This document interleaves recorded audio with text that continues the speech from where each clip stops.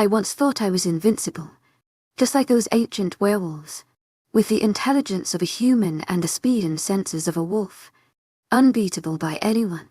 But when I stood in front of my parents, looking into their vacant eyes, I realized that even the strongest hunter has an enemy they can't defeat: the pain of losing loved ones. Chapter 1. Steadying myself on the ancient oak's gnarled branch, I inhaled deeply, savoring the crisp night air.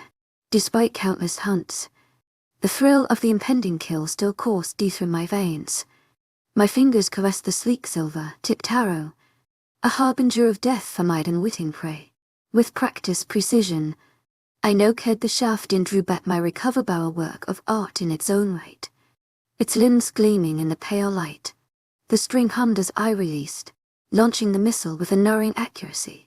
The werewolf's height and senses barely registered the whisper of the arrow's flight before it found its mark. The beast crumpled, its once graceful form now a heap of matted fur and muscle.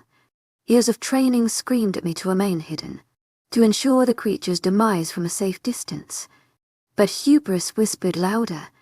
Silver's toxic touch was anathema to the werewolf's kind, searing flesh and nullifying their vaunted healing abilities. My aim was true: the arrow had surely pierced a vital organ. The forest floor would soon drink deep of the monster's lifeblood as it gasped its last.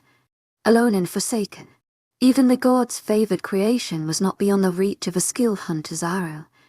I pulled my backpack over my shoulder and swung down from the tree, deciding that was just fine with me. It was fitting to me to have a creature that felt all-powerful should die a lonely and sad death in the hands of a 20-something girl with an Adidas backpack who hadn't even been bothered to look over her shoulder when she walked away. But even with all of the arrogance rolling off me in waves, I pressed my palm to the small silver pocket knife that I always had close by. I had never been caught unawares before, and today would not be the day. Werewolves were social animals, always traveling in packs. Where there was one, there could be thousands, and when the body was discovered, they would swarm like normal, morning humans. My tight schedule would not allow me to wait and watch the pitiful party, and to be frank, the last thing I wanted right now was to watch those beings weep as if they had done no wrong, as if they couldn't fathom why someone wanted to hurt them. My stomach turned sour at the thought of the self-righteous cowards, but I pressed on, hiking through the dense woods until they finally gave out to a dead highway in the middle of rural British Columbia. To my agent extraordinaire, Madeleine Nilgan, heartfelt thanks for your unfailing patience, enthusiasm. It was not uncommon for cars to be left seemingly abandoned and on the side of the road. This province was all soaring mountains and thick wilderness that coaxed even the tame Street of Hearts into exploring. So no one was going to bat an eye that my Subaru Forester had been sitting alone for a few hours now. I unlocked the old car and slid into the worn-out seats before starting the engine. Right on time, just as I had suspected. That meant that I could still go see my parents before my shift began. I think that most people my age thought of leftovers and fights about politics when they considered visiting their family. There could be card games and talks of college, or of boyfriends and girlfriends, or gossip over washing dishes after dinner. My life, however, was not so cohesive with the American dream, or the Canadian one. So I found myself driving to an assisted living complex where both of my parents were housed. I greeted the staff as I always did, commenting on someone's new scrubs or giggling about a patient that I knew caused them problems before finding my way to my parents' quarters. I could sit in a tree with a single arrow and kill a werewolf without even considering a second thought. But opening the door to my parents' place was always hard. This was where my dreams came to die. I sucked in a deep breath to steady my soul and entered the room. There was no chatter. No conversations about work or demanding to have me provide grandbabies. My dad was getting riled up about politics like he usually was, getting so heated that my mother would roll her eyes. My brother was there to make snarky remarks. Sure, at some point in my life, I had wished my mother would stop asking me about my reproductive future. And sure, I wished my father wouldn't have his political views. Sometimes I wanted to stab my brother with a pencil too, but I would have given anything to have those conversations now. Because two bodies sitting side by side on a couch, staring at an infomercial, were not the parents I remembered. "Hey guys," I greeted softly. I ambled through the space that was optimistically called a kitchen, but it only housed a small fridge, a microwave, and a little round dining table for four. There was no reaction from either of them, just like there was no reaction when I set my hands on my father's shoulders and gave them a gentle squeeze. "How are we today?" "Nothing." I forced myself to walk in front of the couch, though this was always the part that stung the most. I sat cross-legged in front of the blaring TV, facing them. Their eyes weren't either looking at me, nor the television. "The old Subaru is still going," I said to my dad, who didn't even blink. "I'm still taking it to that mechanic you always liked, and I'm still working at the coffee shop. But nothing ever really happens there. You know, get an order, fill an order. That's all." Those words were pointed at my mother. Not even a sigh. Just the same empty stare. It was so easy to remember the way her golden eyes sparkled at a challenge, how they crinkled at the corner where she let out her booming laugh. Now they had lost their luster and seemed to get duller each time I came. It was hard to fathom that she was the kind of person who commanded a room. The hair that I inherited, a subtle strawberry blonde that sang when the sun hit it just right, was now almost completely grey, something she would never allow. She had gone ages without doing the skincare routine she pounded into me as a dermatologist. And father looked like he hadn't shaved in months, or that he had tried to shave and done a poor job of it. The man who sat in a frumpy sweater with a hunched back was certainly not the man who always told me to put my best foot forward. He was a shell, a remnant, and to doctors, an anomaly, something never seen before, something that no one could explain. One day, both of them were happy and healthy. The next, one of them left the stove burner on all day. Another forgot how to drive. It was a miracle they both lived through that day, to be honest. Both of them had the good sense to be baffled by what was happening to them. That good sense started to fade very soon after.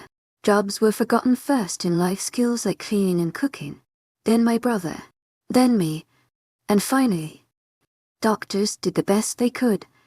It felt like a million tests had been run. It was dementia.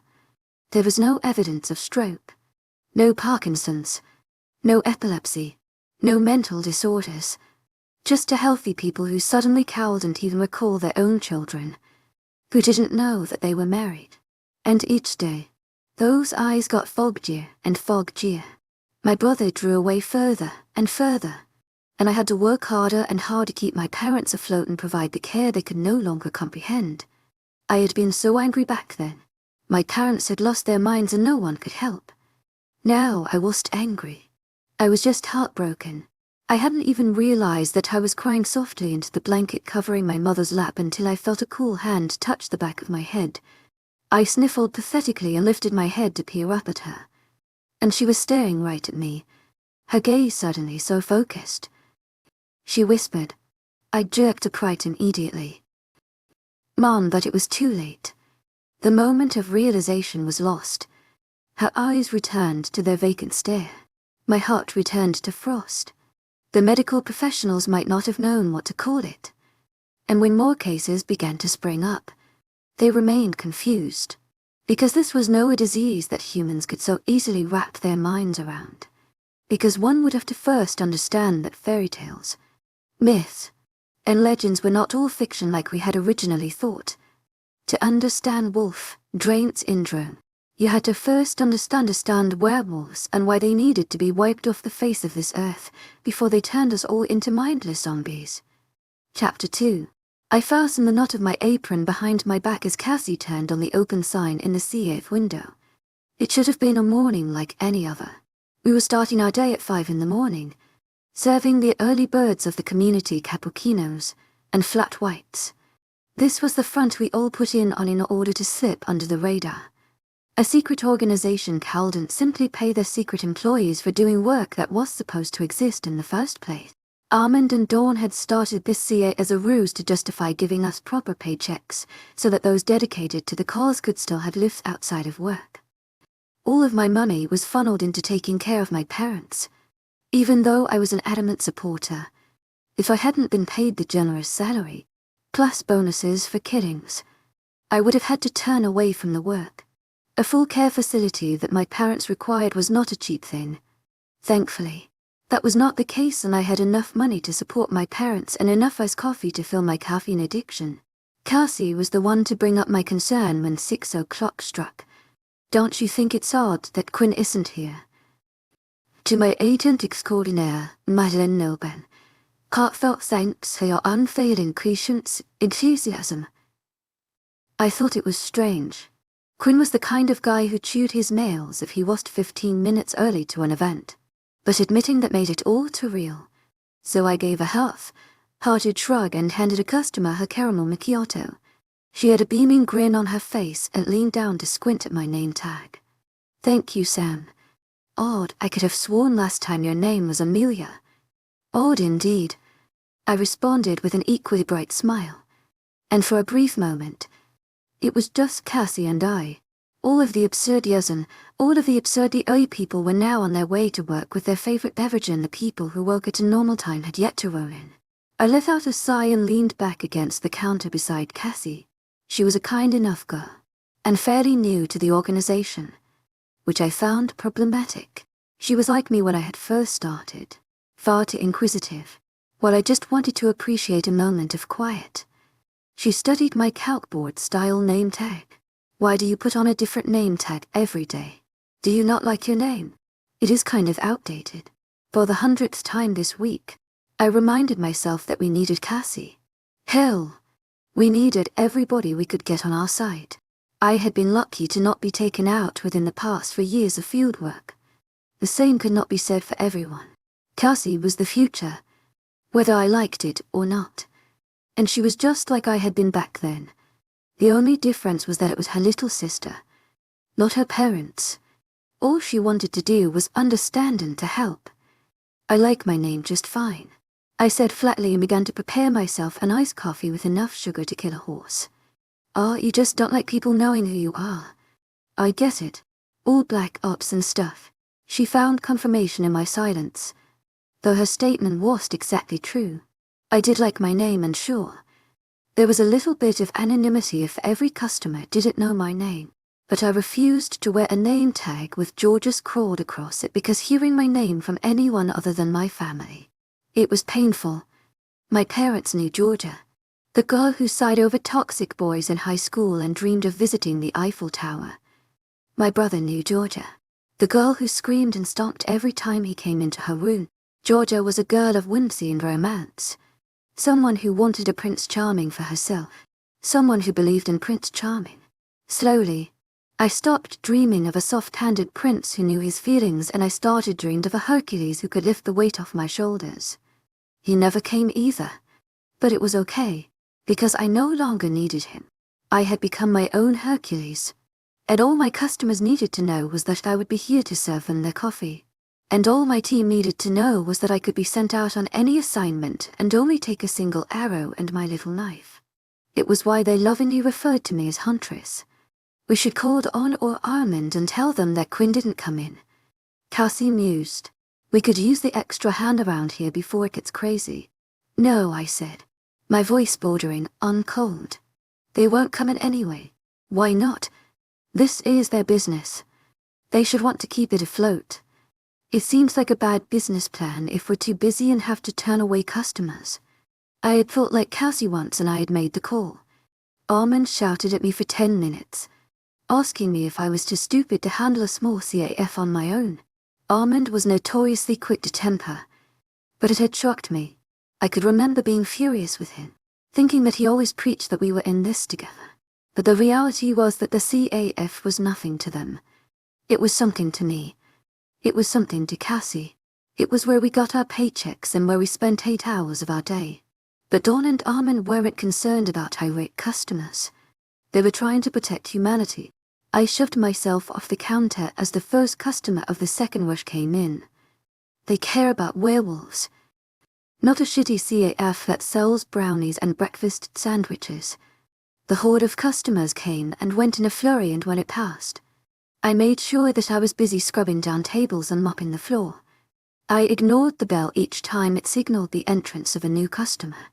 If Cassie was busy taking orders, she couldn't be busy bothering me.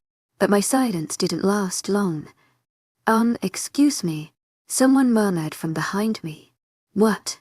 I snapped, whirling around, because that was the kick of working customer service. Your nerves could be shot. You could spend your evenings staring at the water stain on the ceiling, worrying about your teammates. But you were still at the beck and call of strangers who couldn't care less about you. But it was my customer service side that made me stammer out an apology. It's all right, the man said, offering me a smile small that only pulled up one side of his mouth. Grey eyes that sparkled with humor shone down at me, and I felt myself opening and closing my mouth several times like a fish out of water. I just wanted to order a coffee. There's no one at the counter. But if you're busy now. Then lowered my voice while adding a grin that would have made a party clown cringe. I almost felt lucky that Cassie had made herself scarce. No, of course not. I took off to the counter like a rabbit. I didn't even have a second to be embarrassed about my behavior. Watching him stroll to the counter after me was poetry in motion. How was it even possible for a human being to look so good before 9 in the morning? Was it even legal to be that attractive while only wearing jeans and a Patagonia jacket? Like he could read my mind. His smile grew, putting up both sides of his mouth to reveal perfect teeth. What do you recommend, Sam? Well, that's hard. I blurted. Christ, what was happening to me? I didn't consider myself smooth by any stretch of the imagination. But there was no need to be smooth when I was perpetually indifferent. Now here I was, not even able to tell a man a drink suggestion from a menu I knew by heart. How about you just make me something? Whatever you like best. Entrusting your judgment since you're obviously the expert here. Yeah. To my agent extraordinaire, Webnovel. Heartfelt thanks for your unfailing patience, enthusiasm. It should have been easier. It was infinitely worse. Would he think I didn't know what I was doing if I just gave him plain black coffee? He seemed like a black coffee kind of guy. But how was I supposed to be sure? What if I made him something more complicated with syrups and whipping cream and then he thought I had the palate of a child? Now I was taking too much time just staring at the menu board. Not doing a damn thing. I got to work trying to make the perfection concoction. Not too sweet. Not too fancy. Not too simple. To my agent extraordinaire, Webnovel. Heartfelt thanks for your unfailing patience, enthusiasm. It's one of my favorites.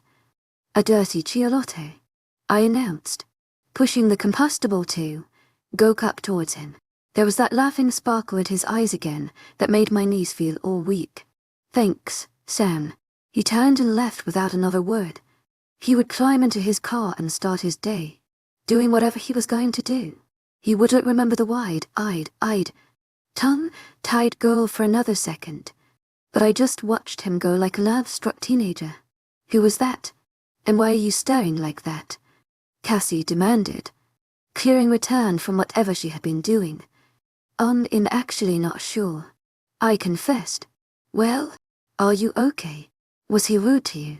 I only ever see you get shaken when someone tears into you and you can't strangle them over the counter. She babbled. We need to get the lunch sandwiches prepped. To my agent extraordinaire, Webnovel. Heartfelt thanks for your unfailing patience, enthusiasm. Thoroughly diverting the conversation and my mind. Chapter 3. The weekly meeting at the compound was something I looked forward to and resented in equal parts. It was the one time when all of the werewolf hunters in the area would come together. We could talk about our new discoveries, about our hardships, explain oddities.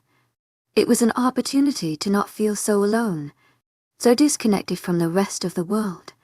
Because while others worked a 9-to-5 with a sit, stand desk and a coffee machine, we faced the realities that werewolves were destroying our world, and it was a lonely place to be. But, on the other hand, meetings were seldom happy occasions. Where there was a fight for justice and safety, there was often destruction. And I knew the news that would be coming today before I even stepped into the little building that we so laughably called a compound. It was a small house close to downtown, if you could call anything in a town less than 1,000 downtown.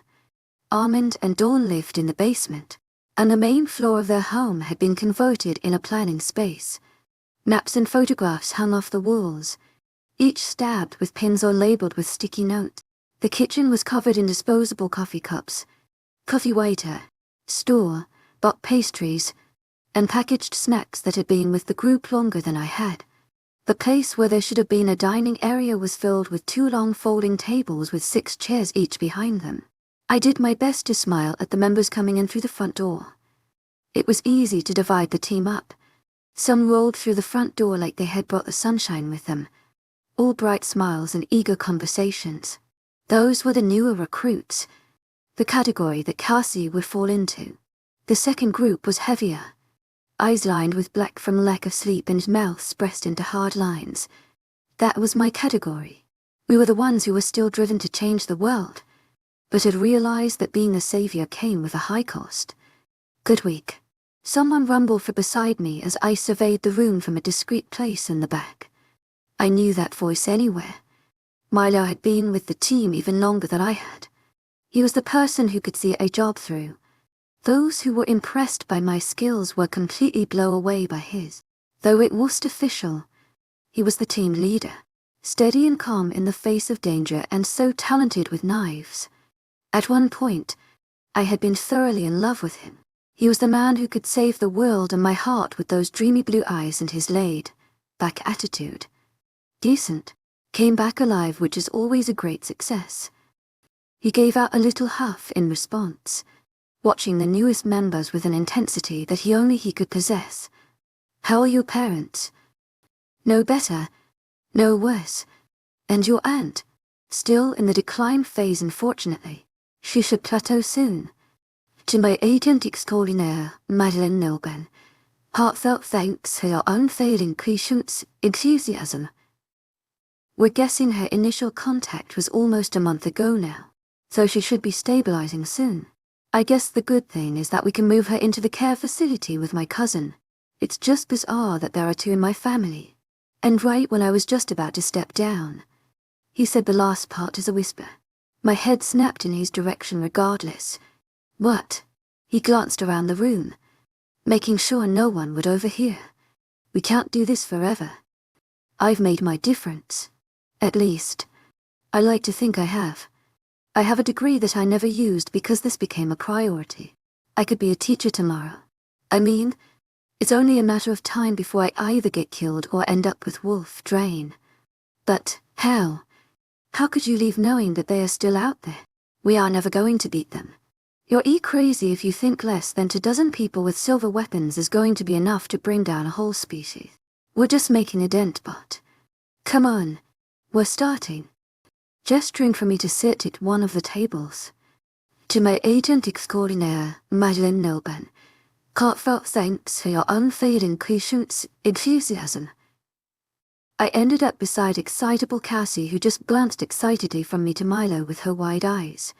Despite the fact that I used to blush madly at the mere thought of being with Milo, I was unsettled by his comment and fully aware that the man was married to his work and didn't have time for a single other thing. Unless he left, of course. To my agent extraordinaire, Madeleine Nilben, heartfelt thanks for your unfailing patience, enthusiasm. Let's get into it, Armand announced from the front of the room in his gruff voice. He was an unremarkable man, short with a beer belly and a thick mustache that he assumed was more flattering than it actually was. There was never an ounce of emotion in his dark eyes when he spoke, and today was no different. Obviously, we are missing someone today. The pit in my stomach that had been ignoring suddenly opened up and I feared I was going to become physically ill. I knew. We all did. But hearing it was still awful. Quinn was killed a few days ago. Not even the slightest pinch of sympathy from the man leading us. But I suppose after years of fighting werewolves, there was much emotion left to give. His thick fingers pinned to more photos to the board behind him. I squinted for a second, trying to decipher what he had posted. Red, black, and green. Blood. Clothes. Grass. My hand flew to silence the horrified gasp about to leave my mouth. Quinn. Quinn's dead body. Quinn was lucky. He was killed by those werewolf bastards. He didn't have to go through werewolf. Draint's intro. He didn't have to feel his brain slipping from him. A terrifying experience. Now, I know this must be hard on all of you. I imagine some of you were close. But let's use this as a reminder. Werewolves are killers. If they spot you, they will kill you. This isn't a game. You don't respond. I thought I was going to be sick. The realities of our work were grim. We all knew that. But never before had they done such an awful display. To see someone you care for like that, covered in their own blood, torn apart, it was sickening. I averted my eyes, but I knew that into my memory for the rest of my life. When Southie instinctively reached for my hand under the table, I gave her a squeeze. My eyes flickered to Milo, who had yet to take a seat. He was expressionless. The only thing that told me of his emotions was the way his jaw worked ever so slightly. But, again, he was lucky. Those in your lives that have experienced werewolf, drain are blissfully unaware of what is happening to them. You will not be. You'll know exactly what is happening. You will feel your mental capacity slip away from you. You will be helpless to stop it. All it takes is extended exposure. That's it. It could be hours for some of you and days for others. You will never know your tolerance until it is too late. Kelsia's hand jerked from mine, moving above her head. I almost rolled my eyes at the gesture. We weren't school children anymore. Yes, and grunted, not fond of being interrupted. I don't understand how werewolf drain happens. How is it transmitted? Why does it seem to only affect certain humans? Do we know how we can grow our tolerance? Armanda's eyes narrowed on her, and I couldn't tell if Cassie was too kind to notice or entirely unbothered. Again, it is a proximity thing. Werewolves are toxic to humans. Unfortunately, we don't have much information on it because it is so dangerous for us. But if you would like to be our test subject, then feel free to volunteer. Then shouldn't we all be opting to use longer-range weapons? Everyone is entitled to use whichever weapon they think they are most effective with and the safest with. He ground out. If she dared to ask one more question, I was sure he was going to snap. Thankfully, she was silent.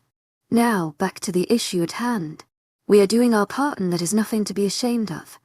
But we need to do something radical. He tugged a thick roll at a massive map of Canada unrolled. We are going to cut off the head. A pin was stabbed into a nearby town, and beside the pin were 3 pictures. A beautiful Asian woman with hair darker than midnight. A blurry image of a man with auburn hair on the move. A stolen picture of a young girl. I had studied those faces since I had learned what had happened to my parents. They were the only werewolves we had ever cared enough to photograph and know their human forms. I hated that couple as long as I had been hunting werewolves. I had prayed that I would stumble upon them in the middle of the forest one day and have the opportunity to launch an arrow into them, or die trying. King Ajax and Queen Keiko, rulers of the werewolf species. It was finally happening. But from beside me, Milo softly whispered, "No. They are the only werewolves that we have studied long enough to identify them in human form, and we have reason to believe that they are close by." He jammed his pointer finger into the map. Right beside the pin. We have no idea how long they are going to be here, so we must act quickly. We can't, Milo blurted. We all turned to him, stunned by his impulsive behavior. Armand's chin rose an inch, as if he was squaring up with the best fighter in his squad. We can. Cut off the head and the body will die. This is not a single organism. This is a whole species. Cut off the head and the body will revolt. How long do you think it would take thousands of werewolves to track down and kill 15 or so werewolf hunters? I give it less than a week. We will go into hiding. You're being the coward. We have an opportunity to finally take the beast down. Now is not the time for second thoughts. Who is with me? We all loved Milo. We all admired him. Me, perhaps more than anyone else in this place. But if there was a chance to bring justice, if there was a chance that all of my time and work wouldn't have been for nothing, I was going to take it. Slowly, I watched each individual in the room place their hand over their heart. siding with Armand. I peered at Milo. Those eyes that I had thought were so dreamy were storming now. But he was leading us. And this was my chance to make a difference. I placed my hand over my heart like the rest of my team. Chapter 4. I had a hard time sleeping for several days after the announcement. Though I couldn't quite place why. I wish I could say it had something to do with Quinn. But that moment had passed. And it's not like it was my first time seeing a dead body. During the night, I would stare at the picture on my nightstand and tell myself that this was for the best. It was something I hadn't done since I started working with Armand and Dawn. Back then, it was because I had been terrified to take a life. What gave me the authority to remove a soul from this world? But I would stare at the photo of my parents, both in wheelchairs because getting them to walk was almost impossible. I was squatted between them. I was the only one looking at the camera, forcing a smile though it felt like I was ripping my heart out. A werewolf had taken a soul from this world.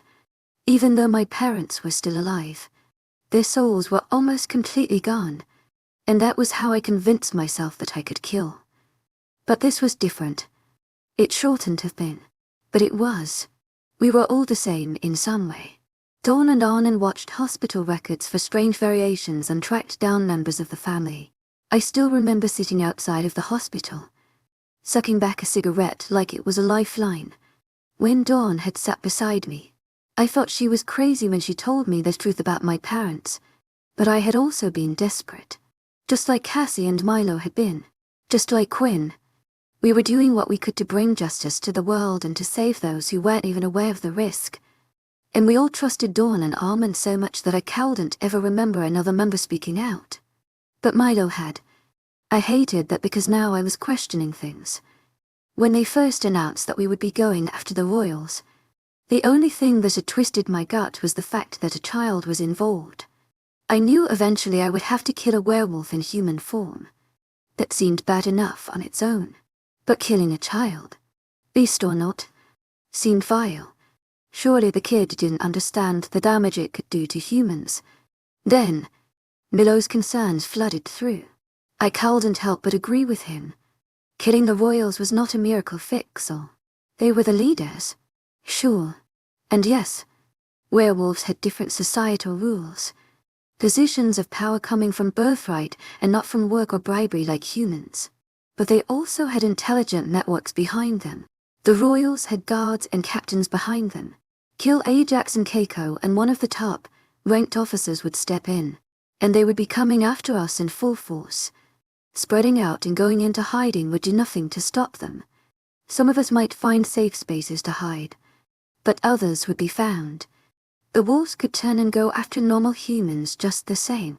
Most nights my mind would race so intensely that I would end up in the living room of my small apartment, staring blankly at an infomercial. Sometimes my exhaustion won and I slept. Sometimes it didn't.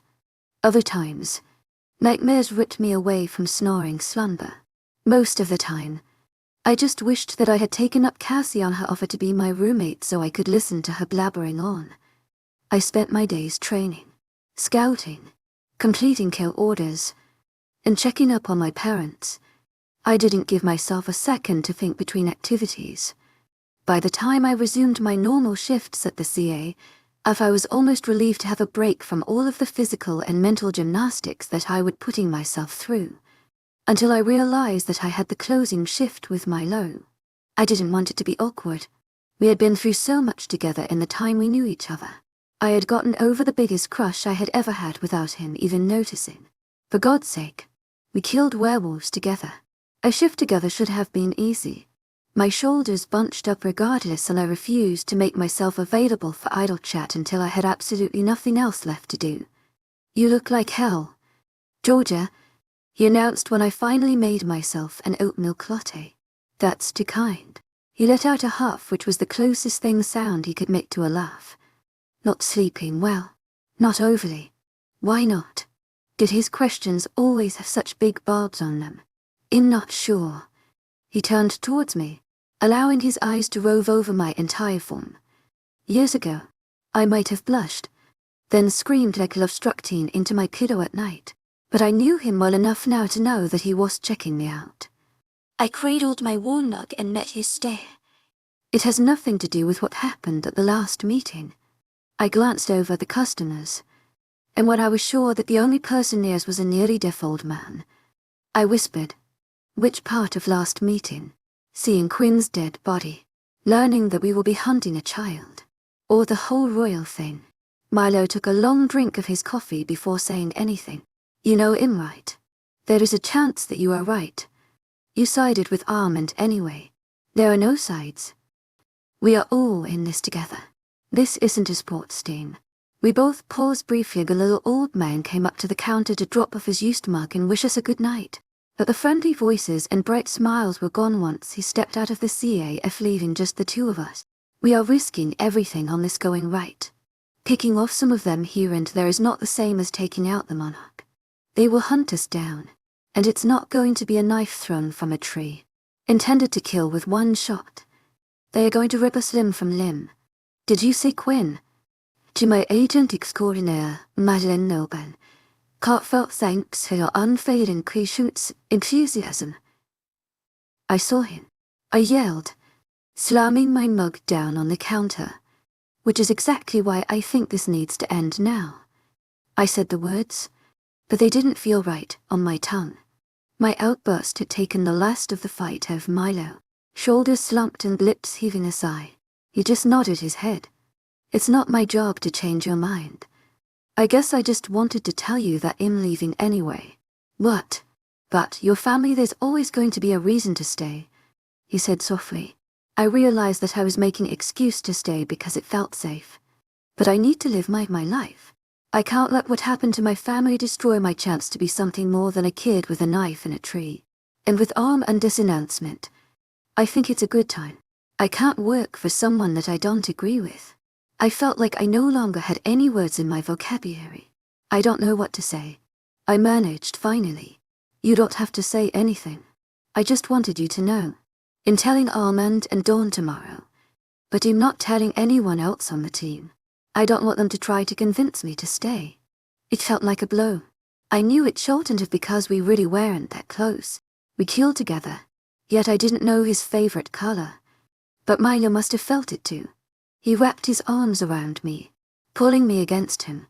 It was the first hug we had shared in all our years of working together. In a movie, it would have been perfect. I would have gripped him to me and he would have relaxed into my hold. This wasn't a movie and it was awkward at best. Take care of yourself. And if you ever think it's time to stop, remember that you deserve to live your life too. Chapter 5. I moved about my next day like normal. There were nagging thoughts in the back of my mind, but I found them easy enough to ignore for the most part. There were more important matters at hand. The morning was dedicated to a hunt. Not only did I manage to get the target wolf, I also happened to catch him with a partner. Though killing two at once felt good, it came with risk. There was no real way to point arrows into different directions and have them hit at the same time, which meant that there was no way to silence the alarm. One would fall. The other would howl and scream before I picked them off right after. Then it was a mad dash back to the car before others came to their cries. Some days, I wondered what I was living for.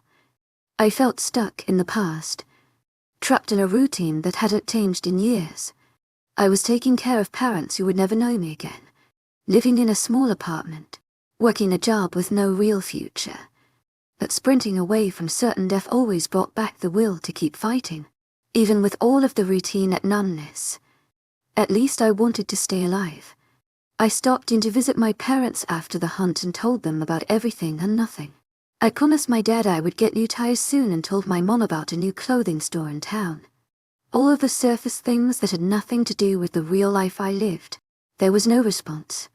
Not even the twitch of an eyebrow. I did my best to not let it bother me. I was closing the CF that evening. And realities came ripping right back to me. The most inconvenient truth was that Milo was actually gone. Part of me hadn't believed it when he said it because who could just walk away from this cause? Who could see the damage being done and just shrug their shoulders? It was so unlike him. It was unlike all of us because, much you knew, you had to fight. And he was the guy that would fight to the death. I had partially convinced myself that this was all a joke and that he would be showing up today anyway. He never came, no matter how hard I stared at the back door, willing him to be there with his usual steadiness. How was the team supposed to take down the Royals without him? I was sure that he was the only one of us that would be skilled enough to get the job done. 3 hits at once. The most heavily guarded werewolves we knew of. It seemed impossible. Even for Milo. Maybe that was what made him run. A challenge like that could be suffocating. The ringing of the bell over the door made my head jerk up from my phone. To be honest, I had been scrolling for hours, but my eyes had been glazed over since the crush ended. Foolishly, my heart filled, thinking I would see Milo striding in. But when I saw the man approaching me, all of my thoughts about Milo, about werewolves, about my parents, they disappeared into nothing.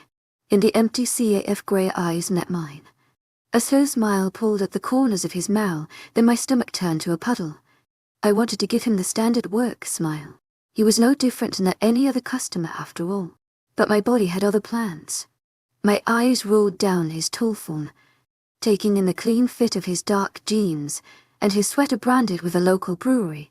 When I returned to his face, his smile had grown and I knew that I had been caught. "Hi, welcome to the daily grind," I blurted, feeling heat scorch my face. "Hi, Rosemary," narrowing his eyes at my name tag. He was just a guy. I could handle this. "What can I get for you?" The man settled his elbows on the counter, leaning towards me. There was a brief pause and be sure if I was even breathing. What was happening to me? It felt like I had never seen a man in my life. Fighting the odd feelings with all my might didn't seem to be very effective either. "I want to know your name first," he replied, completely relaxed in my CF, grinning as if he knew the exact effect he had on me. Not a single patron in this establishment needed to know my name. Yet, when I breathed in and his sweet scent hit my nose, I almost caved. It was like a summer adventure trapped in a bottle. Like fresh crab apples picked from a tree and the spice of sun on skin. Luckily, my mouth was stronger than my mind. "How do you know my name isn't Rosemary or son?" "I would know." "So, are you going to tell me your name?" Pressing my lips together, I shook my head. "Right." With a sigh, he withdrew, straightening to his full height. "Can you make me the drink you made last time? It was really good." "What makes you think I would remember what I made?" "I know you do." Such certainty. It was like he was reading my mind and he knew that I had tucked our whole previous interaction away under lock and key. I spun away, proving him correct as I started making the dirty cheer. I wished I had the capacity to even consider how I would have acted normally. Would I have been talking less or more? Perhaps asking him about his day. Would my responses have been snidder? When had I ever even cared about an interaction with a customer beyond my favorite regulars? My frustration led to me slamming down the go cup with a little too much force. With a hand sweeping through his dark hair, the man studied the CF, oblivious to how desperately I wanted him to leave before I did something stupid. "Looks pretty quiet in here. Not many people are brave enough to slam an espresso shot right before bed. Come sit with me for a while." It wasn't really a suggestion, and any other man talking to me like that would have made my hackles raise. But this was different somehow. Maybe it was the way his eyes crinkled at the corners when he smiled, or the way he cocked his head to one side, as if he were truly hanging off my words. I had never done anything like that before. This was my job. But Dawn and Armin didn't care about this place. This was all just a cover. And I was taking care of my parents, hunting down a toxic species, and trying to keep my team afloat. I deserved some time to do something for me. Even if it was just sitting down with a handsome stranger. With my jaw set, I undid the apron around my waist and shucked it on the counter. Iced coffee in my hand.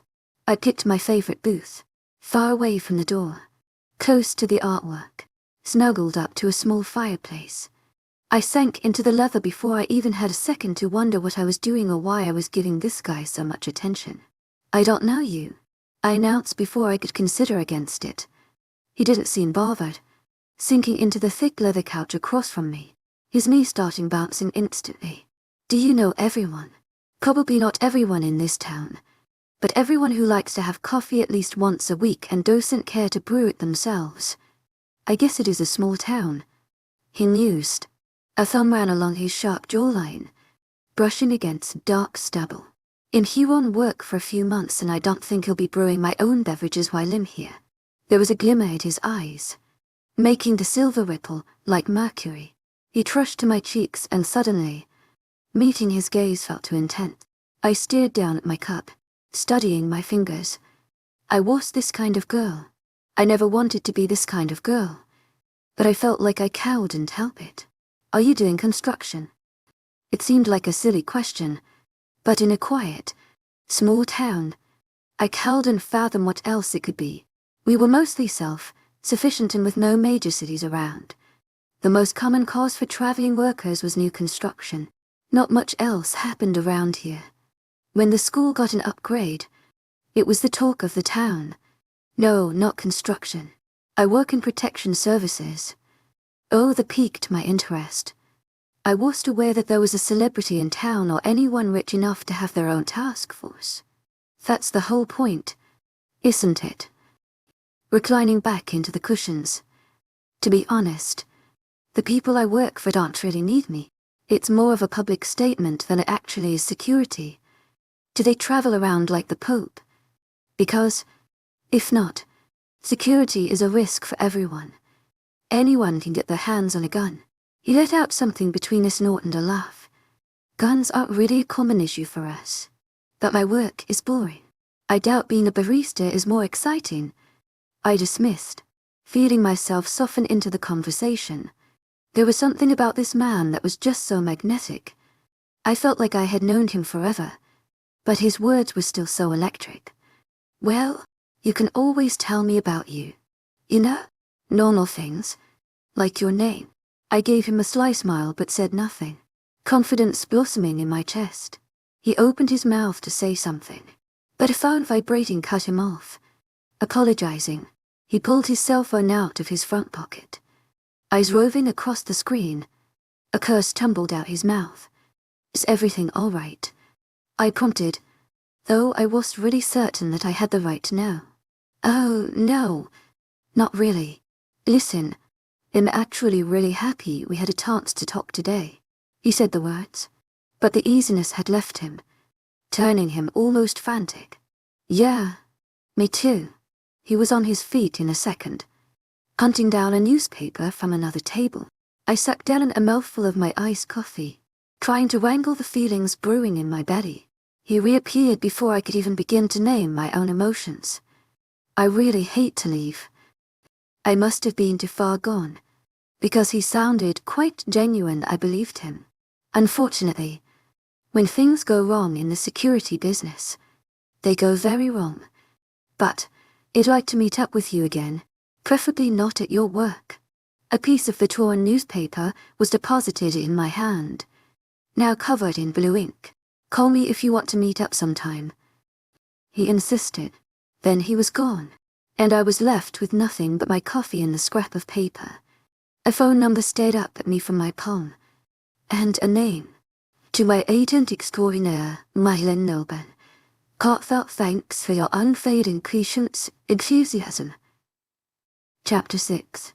By the time the next weekly meeting came round, I wished I had forgotten all about Milo. I wished I hadn't sat, perched in a tree, thinking about him when I should have been focused. I had fallen a part of that hunt. I had gotten sloppy because I had been distracted, worried about someone who was probably no longer even thinking about me. Because of him, I had gotten impulsive. One wolf had been my target. When I spotted the large brown beast, I had loosed my arrow without a second thought, more than happy to be done with my dreary day. The creature fell with little more than a whine, dead before it hit the ground. When I had dropped down from my perch, another wolf had spotted me. I was thankful to have gotten away with my life, but the limp I brought home revealed that I had made a mistake, one that could have been fatal. And what was worse was the fact that the second wolf had gotten away. Sure, he had been swiped with a silver blade right across his muzzle, but he was still alive and well enough to tell the tale of a girl killing his comrade and coming after him. I was no longer some faceless assassin lurking in the shadows. I had a face. Kelsey spotted my altered gait the moment I walked into the house. I felt my jaw clenching the moment hers became unhinged. Oh God, Georgia, what happened to you? Anyone who had been polite enough to turn away when they saw me, now blatantly stared. Sweet Kelsey didn't seem to understand that getting hurt was only a sliver above failing a job entirely. Someone knew what I looked like. Someone knew the eyes of the girl who had shot an arrow into the heart of a friend, and that someone could come after me. After all of us. I'm fine. I ground out. Pouring myself a cup of undrinkable coffee, I seated myself shortly after, not wanting another soul to see the proof of my blunder. But Armand was already at the front of the room and his gaze stayed glued to me. I wished I had just remained under the covers this morning. In a cozy bed where no one ogled or judged, the meeting began like most. Updates. To my agent extraordinaire, Madeleine Nilben. Heartfelt thanks for your unfailing patience, enthusiasm. Thumps in the road. Armand asked a few pointed questions that were meant for me. Had anyone been hurt? Would anyone like to come forward with a story? Were there any concerns floating around? All of this because of my little limp, but no one had said a single word about Milo's complete absence. So, are you going to tell us what happened? Oh mighty huntress. Armand blatantly taunted from the front of the room. Everyone swiveled in their seats to get a better look at me. It's irrelevant. I grumbled back. Is there a threat still out there? Were you unable to complete your task? I'll handle it. The words barely hissed through my teeth. Armand was a man who particularly enjoyed being challenged. He took his work seriously. And as he could steamroll overs, he knew his stuff. It was the reason he was still alive after all these years fighting off werewolves. So naturally, I expected a full rebuttal from him. Or at the very least, a sharp scolding. And it's not as if he softened at the sharpness of my words. But he didn't respond with hotter fury. He was surprisingly maintained. We need to know. I wanted to be steady, because everyone made mistakes, and I was not exception. There was nothing to be ashamed of. But my arms curled defensively around my torso before I said, I left one alive. He got a hold of my leg before I could get away. I got him in the face with my knife. But it wasn't enough to finish it. I'll go after him as soon as I'm healed up. Did you get a good look at him? Well, he surprised me. Then I was afraid I was going to die. So no, I did not. The coldness of my words still did nothing to rile Armand up. He studied me, unblinking. How long will it take you to heal? I'm going to need a week. At least. After that week, I'm going to need you for a force. It was then that Armand seemed to remember that we were not the only two in the room. His shoulders straightened, making his belly more pronounced as he regarded those watching him with eagerness or steady resolve. As we all know, last week, we announced that we would be moving forward with making an attempt on the royals. Dole and I have been keeping careful surveillance and have confirmed that Queen Keiko and King Ajax are stationed nearby. We still don't know how long they will stay, so we have to act soon. Now, as some of you may have noticed, we are missing a team member. With Milo's skill, he would naturally be the one we would send out to make quick work out of the royals. With him gone, our next option is Huntress. All eyes shifted to me once more, and sour coffee in my stomach suddenly felt like lid. Miyu. Armand confirmed. The briefing was wrapped up shortly after. I watched my team file out, straining to hear their whispered conversations. I knew that I shouldn't have cared. I was alive and Armand had now just stated that I was among the best in the group. But what if my teammates didn't think that? What if my teammates thought that my blunder revealed I was not ready? Maybe I just wanted a reason to back out. You are free to leave, Armand stated when there was only he and I left. You just dropped a big bomb on me.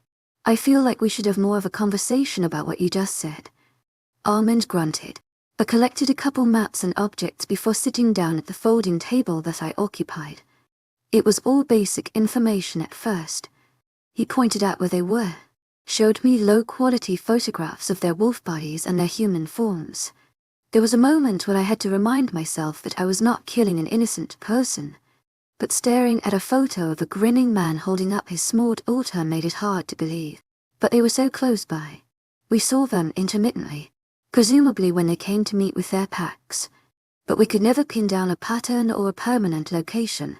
In all the time I had been with the group, we never discovered a permanent location or frequent haunts. Having them here was an amazing opportunity.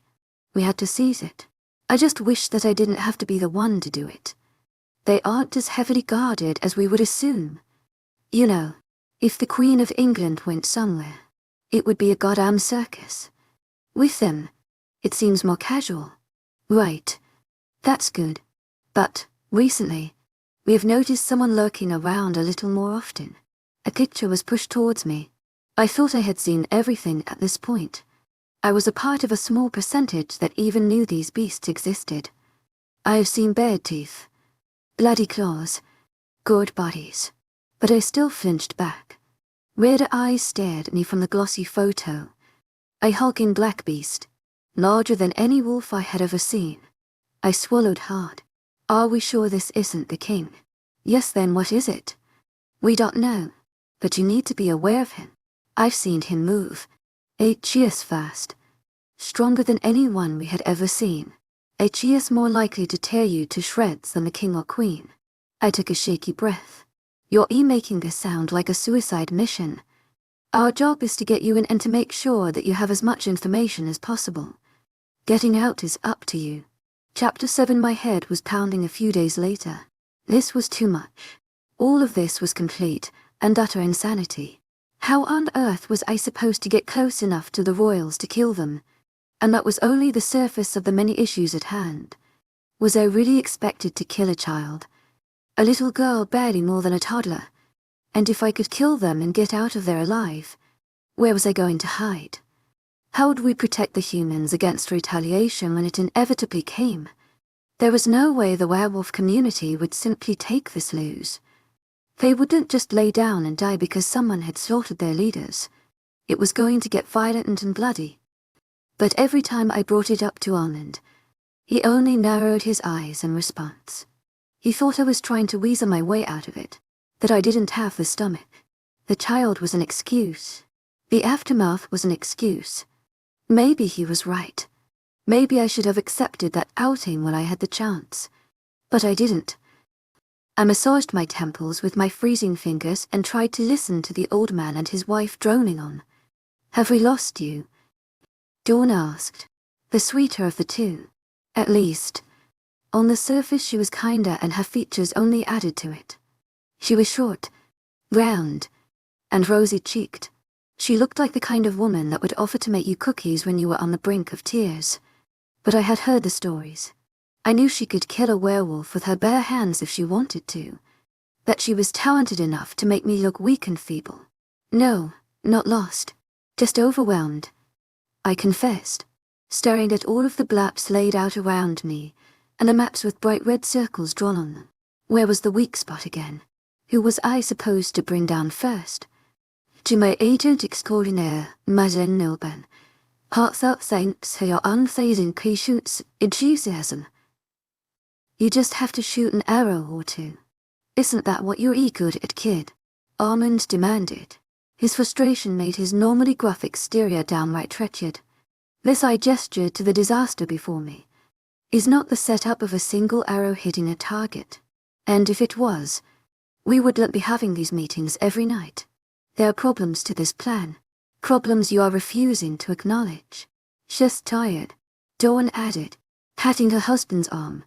She can be tired later. We need to deal with these animals. We don't know how long they are staying. They could vanish at any moment. Then we'll be back to plucking off random wolves who are dumb enough to make their presence known. We haven't even been able to pick off an alpha in the past 3 years. Dawn was right. I was tired. That exhaustion was shifting into burning anger now. Rage that might help me take us against Armand. But it fizzled as soon as I reached out to harness it. I'm taking tomorrow off. I blurted. Wincing at the headache became a throb behind my eyes. This would wait. This would have to wait. In a situation where one breath, one twig snapping, could be the end, I needed a clear head, a steady heart. Plus, a pair of good legs. Think of your parents. Armand pushed, but his words were too much of a snarl to have the effect on me that he had hoped for. If I had the strength, I would have straightened in my chair and told him to keep his mouth shut. But I only crumpled forward more. I am. But dying will do them no good. One day, that's all I need right now. There was obvious hostility from Armand as I left, but Dawn was gentle with me, sensing my tenderness in that moment. She knew it would take one pothole on the drive home, one spilled coffee, or someone bumping into me. She asked me how my injury was healing and gave me a little jar of ointment to use before telling me to enjoy my day. But my job haunted me long after I drove away from the meeting place. It clung to me like a sour stench while I went to visit my parents. I thought of the single road leading to the cabin that the Royals were staying in as I assisted my mother through her complicated nighttime skin routine. I could almost hear her scolding me as I did so, knowing that I should have been moving my fingers in gentle circles, not scrubbing. But what did it matter? She drilled into my head that consistency was the real key to beautiful skin, and I only had time to do this process for her once in a while. What really mattered was that once I was in the belly of the beast, I had no way of getting out, and that was if I could even get in. That little road must be being monitored heavily. They would hear the old Subaru coming for miles, and if they didn't stop me before I killed their precious royals, they certainly weren't going to let me hulk back in my car and continue on my merry way. I was dumb enough to think that I could outrun a pack of wolves, either so going in on foot was not an option. I shook my head and carefully took my mother's arm, guiding her to the bedroom. I swapped out the silk pillowcase for her and settled a silk eye mask over her before kissing her forehead and tucking her in. My dad had managed to pull on his pajamas by himself and rolled under the covers. When I moved to shut off the lamp on his nightstand, a hand gripped my wrist. My heart gave a feeble stutter in my chest. "Dad," I whispered, "when was the last time you changed the oil on the car?" Eyes so clear. Obviously, the mind was still hazy. "Just a couple weeks ago," I assured, lowering myself to sit on the edge of the bed. Good. He gave a weary nod. "And Craig?" "HES good. HES keeping busy. You know, important lawyer stuff." The lie didn't taste sour on my tongue. How could I tell my father the truth? Craig had packed his bags and never looked back. He didn't offer a cent or an hour of time to help them. To my agent extraordinaire, Madeleine Noble, heartfelt thanks for your unfailing patience, enthusiasm. Not a single phone call or professional email was sent my way to make sure that I was okay, that I wasn't falling apart. And if this was my father's moment of clarity for the week or month or year, I wasn't going to ruin it. Right. You two finally getting along. To my agent extraordinaire, Madeleine Noble, heartfelt thanks for your unfailing patience, enthusiasm. Good. I could see the recognition leaving his eyes, see the exhaustion taking away whatever grain of reality he held. He released me as his breathing evened out, and I just sat there. I didn't know if I wanted to scream until my lungs ached or sobbed so hard that I became dehydrated. I wanted to go on a sprint and push myself until my legs gave out and my mind could not produce a single thought. I wanted to curl up on my couch at home with a container of homemade mac and cheese and feel every jab, each cut that my emotions gave me. But I was not any of those people. My parents hadn't raised me like that. There was a problem, and I was the solution. I would get my head right. I just needed some rest and a little distraction. Sitting in the parking lot of the assisted living complex, I pulled out my cell phone and pulled up a contact that I had been too scared to reach out to. I had thought of him every day since he had given me his number. Look for him every time I worked a shift at the coffee shop. That, with the ball in my court, I had chosen not to play. I didn't know why tonight was different, but I pressed the icon and eased the phone against my ear. I could hardly hear it ringing over the blood pounding in my ears. He was just a guy. He was just a customer. He would have no impact on my life longer term. A distraction. Nothing more. Hello. The flutter in my chest at his voice told me that I was lying. I wished I had thought of something.